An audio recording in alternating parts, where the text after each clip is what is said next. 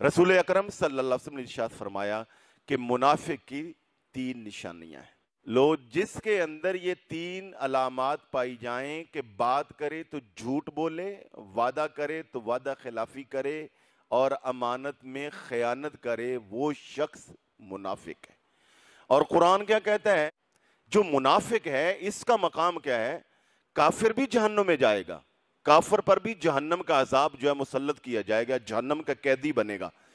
مگر قرآن کہتا ہے کہ جہنم کا سب سے جو نیچے والا گڑھا ہے اور سب سے زیادہ رسوا کن اور دردناک عذاب والا گڑھا ہے، منافق کو اس کے اندر ڈالا جائے گا. وہ منافق کا جو قصور اور گناہ اور نقصان ہے یہ کافر سے بھی بڑا ہے. ایک ہے بندوں کی دی ہوئی امانت کے اندر خیانت کرنا، وہ بھی بہت بڑا گناہ ہے. اور ایک ہے اللہ کی طرف سے دی گئی امانت کے اندر خیانت کرنا، یہ تو اس سے بھی بڑا گناہ ہے. تو میرے بھائیوں، میرے بالخصوص نوجوان بچوں، یہ جو زندگی ہے اور زندگی کا جو ایک ایک لمحہ ہے یہ بھی اللہ کی طرف سے ہمارے پاس امانت ہے. یہ ہاتھ بھی امانت ہے، ہاتھ کی انگلیاں بھی امانت ہے، یہ آنکھیں بھی امانت ہے، یہ کان اور کان کی سماعت بھی امانت ہے، یہ پاؤں، یہ پورا جسم، یہ اللہ کا ہمارے لیے بہت بڑا انعام بھی ہے اور اللہ تعالیٰ کی طرف سے بہت بڑی ہمارے پاس امانت بھی ہے. اور اس امانت کے اندر خیانت کیا ہے؟ کہ خیانت یہ ہے کہ جس مقصد کے لیے اللہ نے ہمیں یہ دل و دماغ، یہ جسم، یہ زندگی، یہ سانسیں دی تھی، اس مقصد کے الٹ اس کو استعمال میں لانا یہ خیانت ہے. اور یہ زندگی کیوں دی تھی؟ اللہ تعالیٰ نے ہمیں پیدا کیوں کیا تھا؟ ہماری زندگی کا مقصد کیا تھا؟ وہ قرآن مجید نے واضح طور پر فرما دیا، وَمَا خَلَقْتُ الْجِنَّ وَالْإِنسَ إِلَّا لِيَعْبُدُونَ. اللہ تعالیٰ نے جنوں اور انسانوں کو اپنی بندگی کے لیے پیدا کیا. اب جس چیز میں بندگی ہے وہ ٹھیک ہے، اور جو بندگی نہیں ہے تو ٹائم ویسٹ کرنا اور ٹائم ضائع کرنا یہ کون سی بندگی ہے؟ یہ خیانت ہے. اور پھر ٹائم ویسٹ کرنے کے بھی آگے کئی پہلو ہیں اور کئی طریقے ہیں، اور سب سے برا طریقہ اور سب سے برا ٹائم کا ضیاع یہ ہے کہ آدمی فحش کاموں میں، گندے کاموں میں، بیکار کاموں میں، غلیظ کاموں کے اندر اپنی زندگی کو کھپا دے. یا اپنے ہاتھ جو ہے اس کو موبائل کے ذریعے گندی سائٹس تلاش کرے اور اپنی آنکھوں سے گندی موویز دیکھے، غلیظ موویز دیکھے، اور پھر یہ کہے کہ مجھے کوئی نہیں دیکھ رہا، میں تنہا ہوں. یاد رکھیں جہاں کوئی نہیں دیکھ رہا، میری اور آپ کی نماز نے، میرے اور آپ کے روزے نے، میرے اور آپ کے قرآن نے ہمیں یہ بتایا ہے کہ جہاں کوئی نہیں دیکھ رہا ہوتا وہاں اللہ دیکھ رہا ہوتا ہے. تو اس لیے اپنی زندگی کو با مقصد بنائیے. جو زندگی با مقصد کیا ہے؟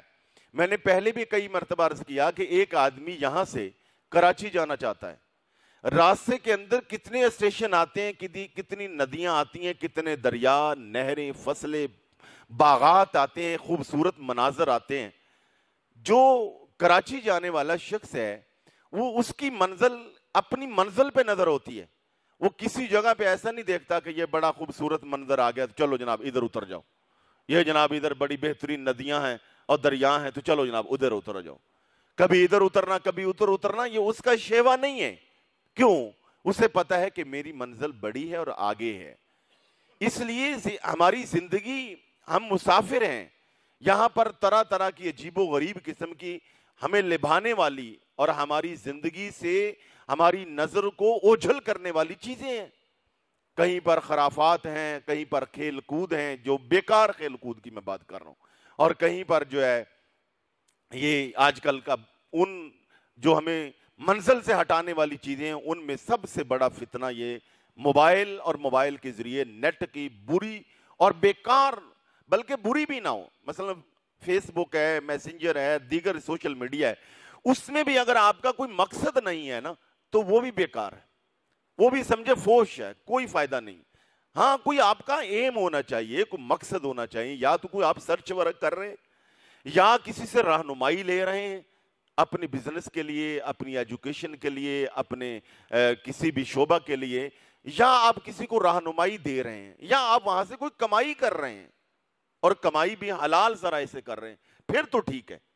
اور اگر ایسا نہیں ہے تو محض جو ہے وہ اس کے پیج الٹتے جانا، پلٹتے جانا اور مختلف جگہ پہ اپنا گھنٹوں ٹائم ویسٹ کر دینا، یہ سمجھیں کہ آپ اللہ کی طرف سے دی ہوئی جو قیمتی زندگی ہے اور جو سانسیں ہیں، یہ آپ ٹائم ویسٹ کر رہے ہیں۔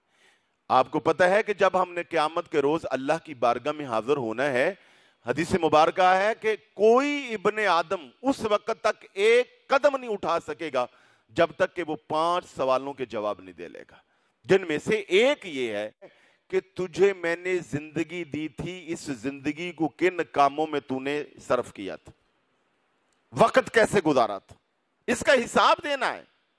یہ مت بھولیے کہ جناب بچے سمجھے میں نے امتحان دے لیا تو میں بالکل جی آج کل فارغ ہوں، تو اگلے امتحان کا یا رزلٹ کا میں انتظار کر رہا ہوں تو اب میں فارغ ہوں۔ نہیں، آپ فارغ نہیں ہیں، یہ تو ایک کام سے آپ فارغ ہوئے، آپ دوسرے کام، آپ کی ذمہ داریاں ہیں، عبادت ہے، اعمال ہیں، آپ کو سیرت اور قرآن کا مطالعہ، والدین کی خدمت، اپنی گھر کی ذمہ داری کہ نوجوانوں کو، بلکہ ہر مسلمان کو اور انسان کو چاہیے کہ وہ با مقصد زندگی گزارے۔ با مقصد زندگی گزارنے والا شخص، یہ بات یاد رکھیے، جو بندہ یہ طے کر لیتا ہے کہ میں نے با مقصد زندگی گزارنی ہے، جس بھی انسان کو اپنے مقصد کا شعور آ جاتا ہے، وہ پہلا کام کیا کرتا ہے؟ سب سے پہلے اپنے وقت کو سیکیور کرتا ہے۔ سب سے پہلا وہ کام یہ کرتا ہے کہ اپنی زندگی کے ایک ایک لمحے کو قیمتی بناتا ہے، اپنا وقت ضائع نہیں ہونے دیتا۔